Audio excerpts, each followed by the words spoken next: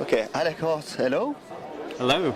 You are the former senior advisor to Secretary of State Hillary Clinton, and you have changed the face of world diplomacy using the high potential of the internet era. You call it the 21st century statecraft. What is it exactly? So if you think about diplomacy, you think of people in white shirts, red ties, with flags flying in the background, conducting diplomacy with a cup of coffee in their hands. In today's world, non-state-based actors, societies get involved in diplomacy.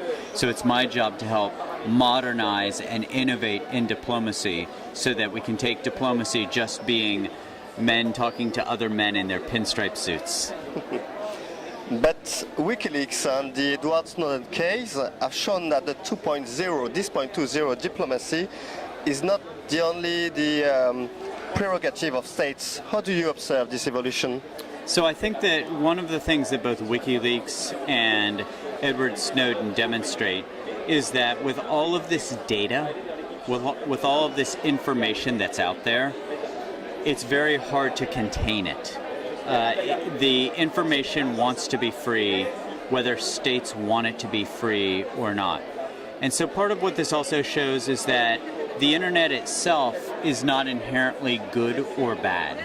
It takes on the values and intentions of the people who harness it for their purposes. And so I think that as network technologies become a bigger part of politics and of diplomacy, then there will be probably more leaks and more organizations that harness these technologies for their own purposes, sometimes against the United States.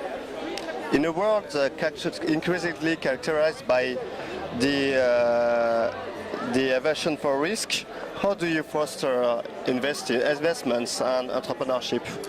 Look, I think that innovation and entrepreneurship is going to come from societies that make it easier to invest in high-risk businesses. So in some countries, I think that they make it very hard to be an entrepreneur, particularly in Europe. I think in Europe, it is too hard to be an entrepreneur. In certain cases, because if your company goes bankrupt, the entrepreneur is personally liable. The regulations it takes to start a new company and build a new product are too many.